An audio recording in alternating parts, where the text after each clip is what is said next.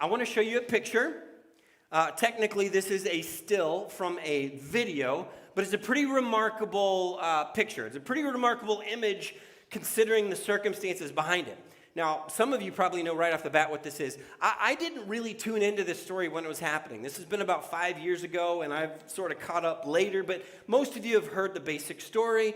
In 2018, there was a local Thai youth soccer team that had decided to do a little cave exploring after one of their practices, and so they and their assistant coach went to this cave. Monsoon season had just basically started, so as they entered the cave, water level started to rise, and it sort of forced them deeper into the cave and deeper and deeper and deeper. Well, the parents, of course, discovered that they weren't around, and they figured, somebody heard that they were going to this cave to explore, and they found their bikes. Anyway, it turned into this huge international happening where people were daily following the news of what was going on. It was this huge global story. They got Navy SEALs, they got divers from all over the world, cave divers, because it's a special kind of diving. You can't just hold your breath and swim under the water. It's very, very technical stuff.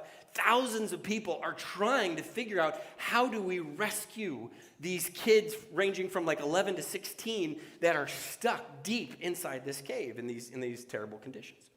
Now, from the perspective of the boys, they had been 9 days almost in complete darkness. Well, in complete darkness, 9 days. And the few snacks that their assistant coach had were gone immediately. I mean, they didn't know how long they were going to be in there, almost gone immediately. They're drinking rainwater that's seeping in from the ceiling. They have no idea what day it is. They have no clue if anyone's coming.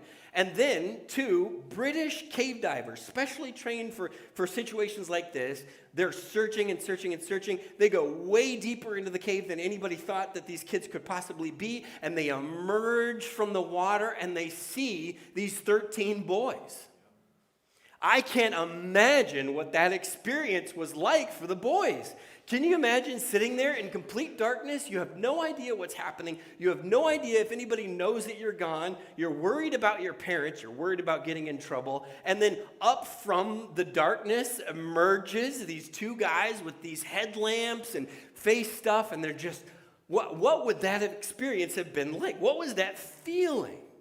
I have to imagine that this smile on this young man's face is one of tremendous relief.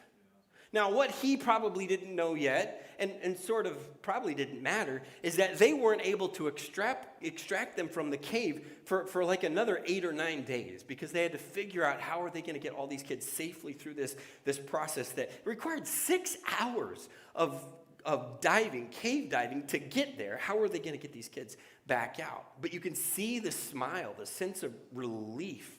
I just cannot imagine what that was like. The specifics of their circumstances hadn't really changed, but everything is different.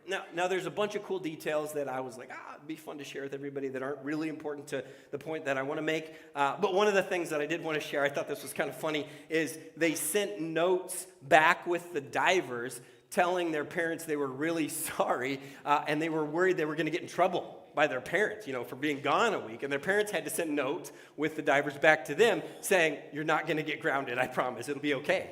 And then when they were trying to figure out who is going to go out first, so like which children are going to get rescued first, they decided, and this seems odd until you understand what they were thinking, they decided that the ones who lived furthest away from the cave would go first. So when you have the cave entrance, and the people whose houses were furthest away would be the ones that leave first, because they thought after 17 days they were going to get extracted, and then they were going to have to ride their bicycles home. And they figured, we better let the people who live furthest away go first. You just imagine what a wild situation, or what a wild feeling all that would have been. Anyway, I want you to hold this image, this sense of relief that you've been captured, but you've been conditioned to just live in the darkness, and then you see this light emerging from the water. Hold that image in your mind, if you would. We're in a series called There Is a Light. There is a Light. And we're exploring the first part of the Gospel of John. And we told you that John is doing something pretty different than the other Gospels. Some of the Gospels tell the story of Jesus' birth, and Jesus is a little baby, and the traveling, and Mary, and the donkey, and all that. John doesn't do any of that. It's a philosophical nativity. And John seems to be describing what it was like to be, what's the experience of being around Jesus. And to answer that question, John reaches for a metaphor. John says in John 1, 4, and 5, in him was life. In Jesus was life. And that life was the light of all mankind. The light shines in the darkness, and the darkness has not overcome it. What it seems that John is saying is that the experience of being around Jesus was realizing that your life had been lived in the dark. And there, from below the surface of the water, emerges light. And you realize, oh, everything is going to be different now. Everything's different now. Maybe the specifics of the circumstance haven't changed, but everything's different. Now, I'm guessing that there have been times in your life that you were there, where you recognized, my life is not what I want it to be. You felt desperate, you felt confused, you felt at the end of your rope, you needed a win, you just wanted something to be different or something to change. And then maybe something gave you hope, something felt like light. Maybe it was an act of kindness from a friend, or maybe it was an answer to prayer, or maybe just someone comes alongside you and says, I see you, I get it, I understand, and you just don't feel so alone in the world. And those moments feel like light. So what I want to talk about, this is the third sermon in this series, and I want to talk about the idea of what does it mean for us to be a light for someone else. For us to be the British cave diver emerging from the water, providing light for someone else. What does that look like? For someone who feels stuck, for someone who feels hopeless and helpless, what does it look like for us to be that light? Genuinely, truly, to actually be helpful, to actually be good for them. You likely know people who need light. How do we point others to the light? How do we do that? Now, I'm going to get ahead of myself, so I'll have to be careful. John chapter 1, verse 6. We've been reading the same text all series. There was a man sent from God whose name was John. Now, this is a little confusing because the gospel is called John, and then there's this other guy, John. The gospel was written by John the apostle. The other guy was John the Baptist, and they didn't have, John. 1 in every 20 Hebrew males was named John, so it was a pretty common name at the time. So there's a lot of Johns running around. These are different Johns. And so John the apostle is saying there was John the Baptist who was sent from God.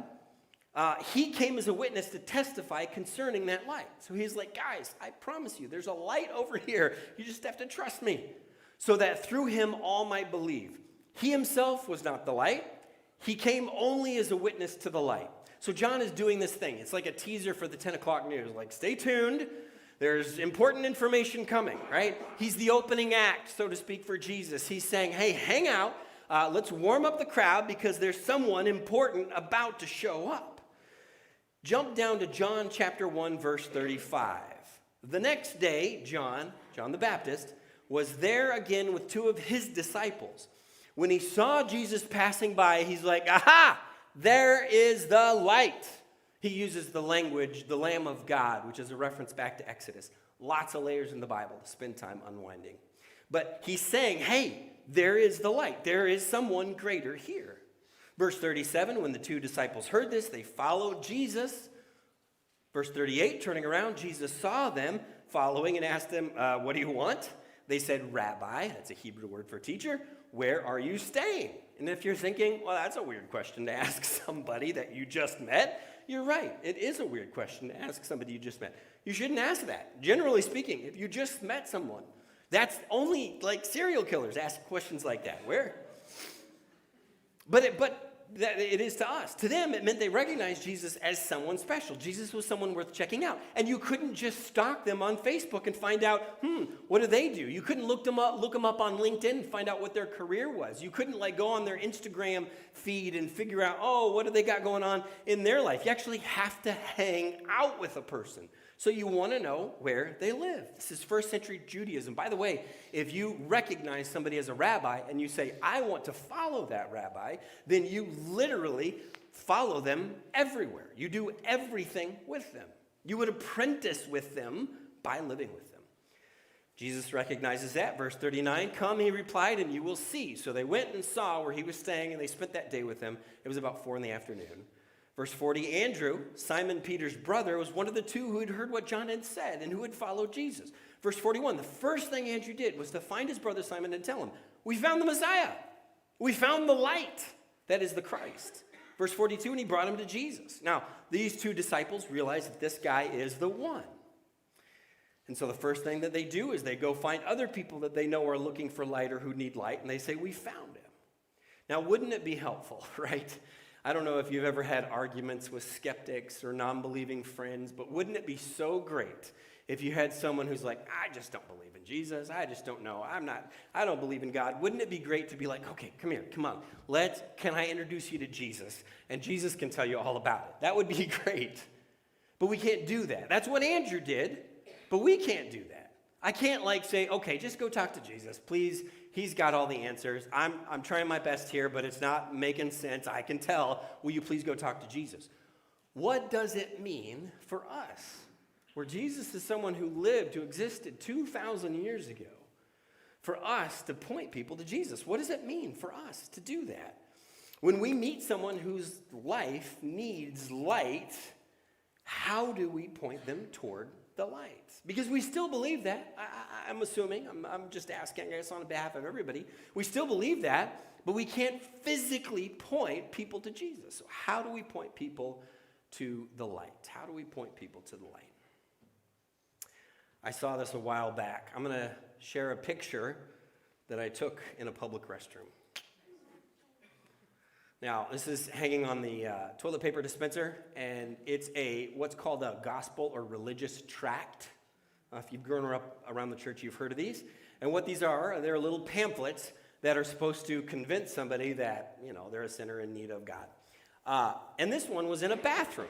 And I believe it had been left there deliberately. And I think the person was thinking, hey, you know what people do in the bathroom? They like to read, and I'll just put in some reading literature, and they'll read about Jesus, and they'll be converted. That's what I think was happening. So I was looking this up. This is the weird things you Google. I was looking up the phrase, gospel tracts in public restrooms. And turns out it's a whole phenomenon. There's thousands of pictures of people saying, hey, I found this in a public restroom, because there's someone or many someones going around saying, I know what I need to do to be a light. I will leave literature in public restrooms. I'm sure it's a good thing. There's nothing inherently wrong about that. And listen, if your story is, my life was a mess, I felt hopeless, distant from God, and then I used a public restroom. If that's your story, wonderful. That's awesome. I would love to hear it. I don't know how many people that's happened to, but maybe. But that's one way people feel like, well, this is how I point people to the light. I'll just leave a little something in the bathroom. Early this summer, I got to go to New York City with my daughter, and Times Square is packed all hours of the day and night. All the time, there's people there. And these people need Jesus. And so this crowd attracts a street preacher. It's a way of evangelizing. And this is one of the guys that was preaching. And you can tell he's got a few people that are kind of listening. They're on vacation, and they went to Times Square. It's exciting, right? So it's kind of a John the Baptist approach, right? He's a voice in the wilderness talking, calling for repentance. The problem is I don't know how effective this is. Again, maybe your story is, I was on vacation in New York City, went to Times Square at 2 a.m., I got my picture taken with one of the costume Minnie Mouse characters, and then I saw the street preacher, and now I'm at church. Maybe that's your story, and if that is, it's wonderful. I'm just saying I likely agree with the message that the tract in the bathroom and the street preacher are giving, but I'm not sure that they're very effective. But this is sometimes what we do. Christians do. Maybe not these specific things, but we're like, I don't know, maybe if we can just kind of nudge people in the right direction, it'll do it. How do we effectively point people to the light? How do we effectively point people to the light?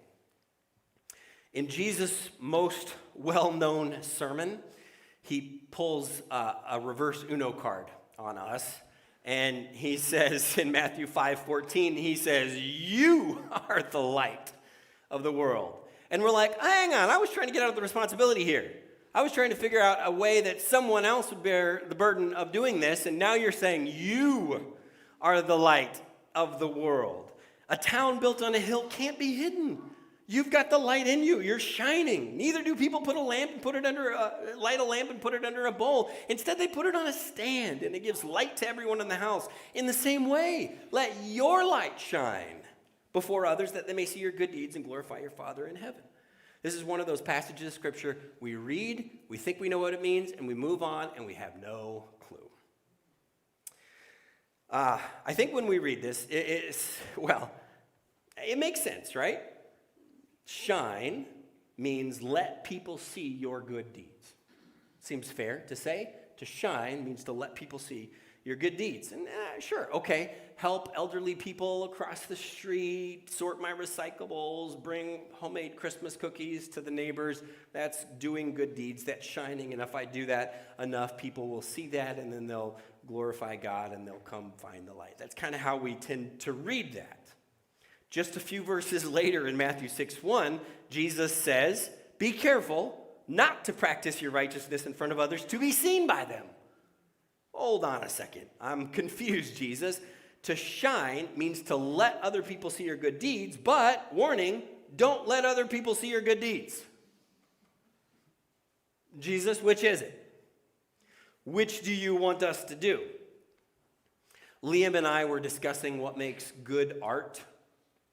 And it's surprisingly complex to define. For example, which of these two paintings should be hanging in a museum or is hanging in a museum, and which is hanging on a parent's fridge? Any guesses? Which of these two paintings? Which is in a museum and which is on the fridge? One on the right is in the museum and the left is in the fridge. Is that? You think it's the opposite? Trick question. They're both in museums. And you have to pay money to see them in person. Your 5-year-old in their kindergarten class could not have produced these. These are the result of decades of dedication and the pursuit of experience, and this is what it produces. No, they literally are both in museums. I thought that was kind of funny. I thought I would trick you with that.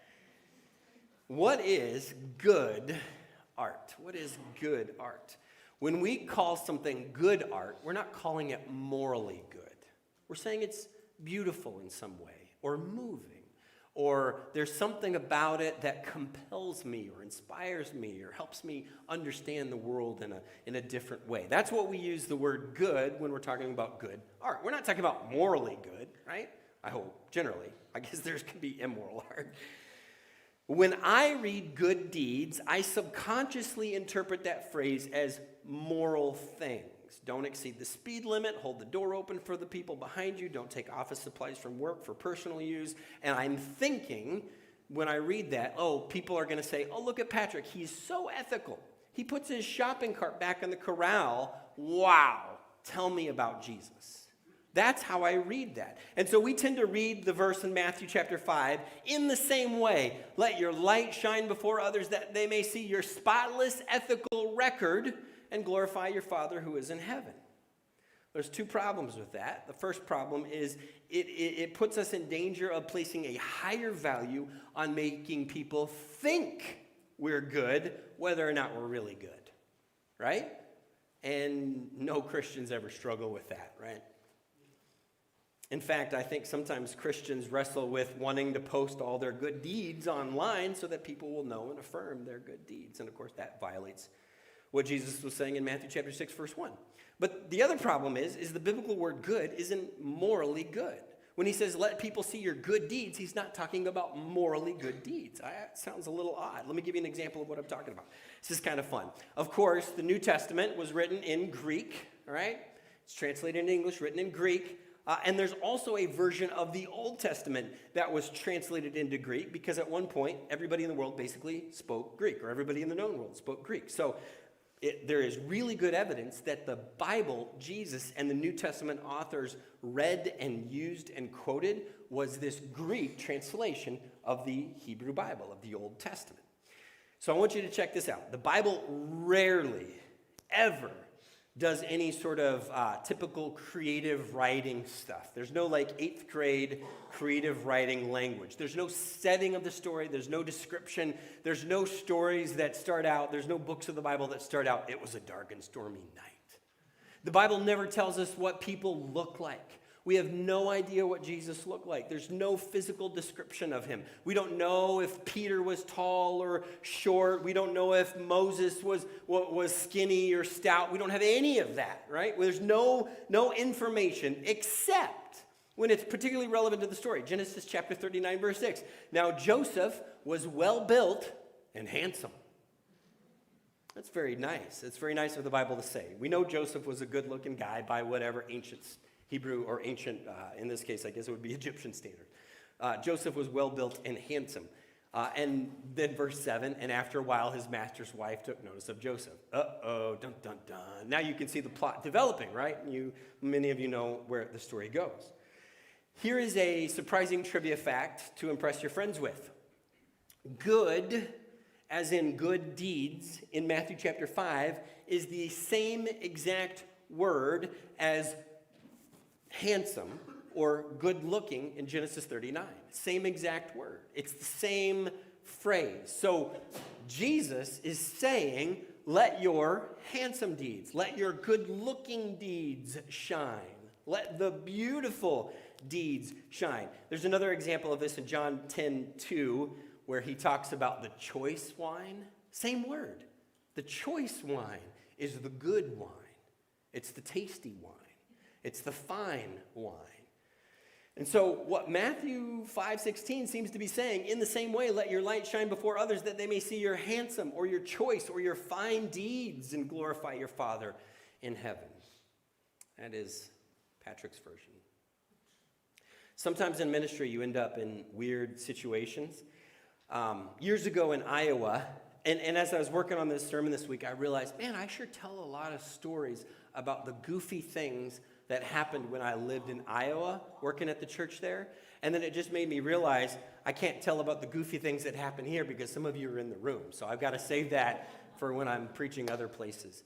But when I was in Iowa, here's one goofy thing that happened that I think is relevant to what we're talking about. A member of the church wanted me to meet their non-church friend. You know, he wanted me to shine the light on this non-church friend. And I was like, I don't know if I'm going to do a good job with that, you know, if I don't say the right thing. It's a lot of pressure to put on a guy, you know what I mean? But he said, no, it'll be great. He'll meet you. It'll be awesome. I said, okay, I guess. You know, I didn't know that I could say no at the time. I just thought I had to say yes to every crazy request somebody asked. And so I said, sure. And it doesn't seem like a crazy request until you hear, he said, great. How about you stop by his house tomorrow at 10? I'll be at work, but just stop, introduce yourself. And I'm like, wait, you're not even going to be there? And he's like, no, I can't be there, but you go meet him. And so now you're saying I got to go up to a stranger's house. I got to knock on the door. The stranger opens the door, and I'm like, hi, I'm a random stranger, but we both know the same person, and I guess we're supposed to get along, and I'm supposed to convert you. Does that sound okay? It's so crazy random. Again, I didn't know I could say no, thank you, to weird things. So I go to the house the next day. I introduce myself, and hey, I guess we're supposed to meet. I don't know. I make small talk for a little bit. And I try to get out of there pretty quickly because I don't know what to say. I don't know where to start with this guy. There's a lot of pressure in this conversation. And he says, this guy says, oh, hey, before you go, would you mind giving me a ride to the grocery store? Well, it's kind of weird, right? But I'm already, it's like when you're in a situation, you're already stepped into part of the weirdness. And he's like, well, I'm sure I hesitated. And I'm like, sure, I'll give you a ride to the grocery store. And he's got his he gets his stuff, and we get in the car. A small town Iowa, grocery store's like 5 minutes away, so it's not really that much of a burden, but whatever. So I pull up to a spot, and I'm like, all right, here you go. And he starts to get out of the car, and he's like, hey, could you come inside and help me shop? Now, it's not like he needed help shopping, I didn't think. I don't know. I wasn't trying to assess the situation, but he seemed like a perfectly capable person. So, okay, yeah, I can help you shop. Yeah, sure. I was thinking I was just going to drop him off and go home or go back to the church building. So we go outside. I'm pushing the cart now, and he's throwing stuff in the cart. So, all right, we get up to the front. He doesn't have enough money to pay the bill. And I'm standing there thinking, well, I guess you're just going to have to put some stuff back. And he's like, hey, could you cover some of this for me? Yes, I guess. Sure. And so I pay. We load it back up in the car. I bring him back to the house, and I'm like, well, have a great day. And he's like, will you come inside and put these groceries away for me? I'm genuinely shocked I did not cook him dinner. Because every step of the way, I was like, I have met my obligation here, and there's just more. There's always more. There's always more. Now, what's strange, right, is that technically, at each point, I did the right thing, right? If you're thinking about morally, I did the right thing. Is that fair to say? Morally. And I'm sure it can get complex, and I'm not trying to get into the ethical, were you enabling him? And I'm not trying to talk about that. But when you're thinking about in a given moment, what is the moral thing to do? Is it moral to help this person shop for groceries? Yes. Is it moral to pay for the groceries? Yes. Is it moral to help him put the groceries away? Sure. Right? Yes. But at no point did I do the handsome thing. You know what I mean? At no point did I say, you know what? I'm for you, buddy. I'm on your side. I was being led along by what was technically right, and at no point was I trying to do what was good for him. Now, again, you can get into that. You can get bogged down. Was that really good? I get that. But at no point was I really thinking about him. I was thinking about myself.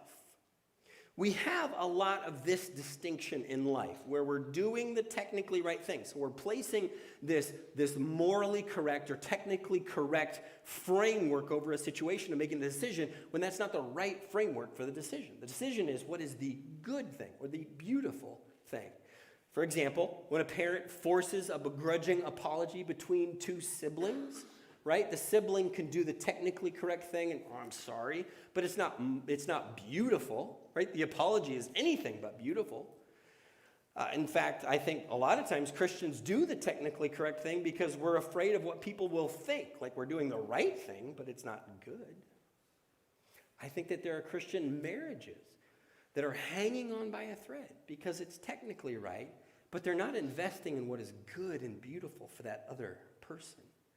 And so I think it's fair for us to wrestle with the question of how do we tell the difference between technically right, which is a good thing, and a lot of Christians live their whole lives there, but what is the technically right thing, and what is the good thing, the actually good thing? I think that's a good question. I'm glad you asked. I have a few things to say about that.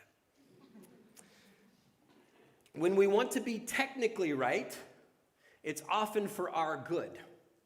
So we can stand back with our arms crossed and say, I'm in the right. I'm right. I'm right. You're wrong. I'm right. When we want to be actually good, we're thinking about the other. We're thinking about them and what is good for them. Look at what Isaiah says in Isaiah 58:10. It's a beautiful passage. If you spend yourselves on behalf of the hungry and satisfy the needs of the oppressed, then your light will rise, in the darkness, and your night will become like noonday. You see how he's mapping on to that idea? When you spend yourself. Now, it doesn't even have to be big. Even a small light can make a difference in a dark room. Earlier this week, I was at a high school basketball game, and the home team lost by a lot of points. The team that I was there cheering for lost by a lot.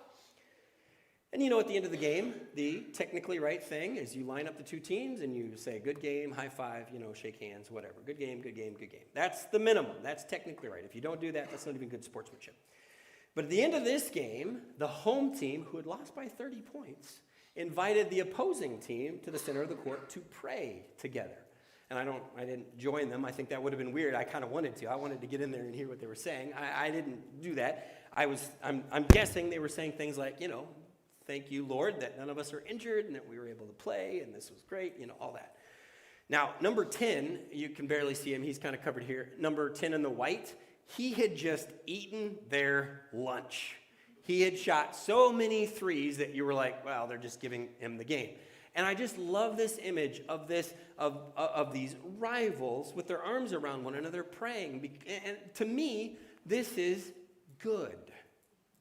They could have been technically right, good game, good game, good game, good game, but they did something beautiful instead.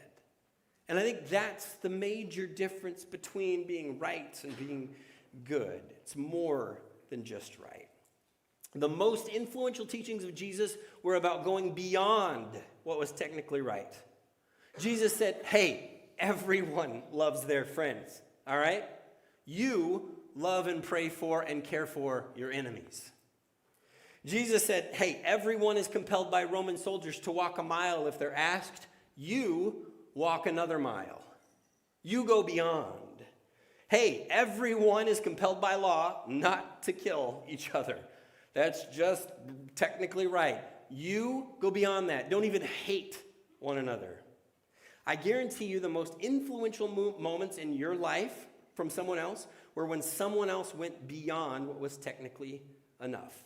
When they showed up at your doorstep with a meal and when you didn't have it in you to make food and you hadn't even asked. When they visited you in the hospital even though they lived hours away. When they sent a handwritten letter even though a text with an emoji could have sufficed. This is, I don't know if I've mentioned this before. I don't even know if this is somebody in here. I have no idea. When Crumble Cookie first opened in Woodbury, you know what Crumble Cookie is? Yeah? If you don't? You should go there. It's really good. These cookies, man, they will put you in the hospital. But they're so delicious. Anyway, we were, when it first opened up, it was 7:45 a.m. on a school day, and I opened up the door, and there was a box of 12 Crumble cookies at the door. Maybe that was one of you. I have no idea. I have no clue. Was that one of you? I don't know. You're not going to take credit for it at this point anyway. That's all right. And you know what's funny is you totally could. I wouldn't have any idea. I don't know who did it. But somebody completely out of the blue was like, hey, you know what? I'm going to give Patrick and Corinne. It could have been a wrong address. I have no idea. I literally have no idea. But I think about that every once in a while. Somebody, for some reason, was thinking about us and did this wild, random, beautiful thing. Simple, tiny, small, beautiful thing that went above what would normally be. It was memorable. I want to wrap up by going back to the boys rescued from the cave, Thai soccer boys. I watched an interview with one of the British divers who had found the boys. It was fascinating. This guy did not want any notoriety from it. And he talks about the moment that they emerged from the water and they saw these boys sitting there on this muddy embankment there in the cave. And he doesn't speak Thai. There's one boy who speaks just halting English that he's picked up in school, and they didn't bring anything to offer them. They were just looking for them. They weren't ready to bring anything yet, and they can't take the boys with them yet. And so all he can do is in just try to, in simple English, he just kept saying things like, believe, trying to get them to understand it's going to be okay, it's going to be okay. But in the interview, the British rescuer told the interviewee, we had nothing to give but light. Now, of course, he meant it in that very literal way. They had headlamps on their helmets. They had nothing. They literally just had light. But I was really struck by that statement because he didn't mean it in that metaphoric, symbolic way. They had just had flashlights with kids who hadn't seen for a week. But I think that's true for us, right? At the end of the day, we have nothing to offer anybody but light. We really don't. If you're trying to convince your friend or neighbor to check Jesus out because of your moral perfection, you will always fail because you're morally imperfect. If you're trying to convince your friend or neighbor to come to Jesus because you've got these incredible, sophisticated, logical arguments, you're going to fail. All we have to offer anybody is light. That's all we have. To say, I want to be for you. I'm not going to just do what's technically correct that lets me off the hook and make sure that I get to be with Jesus someday. I want to be for you. I care about you. I'm going to go above and beyond for you.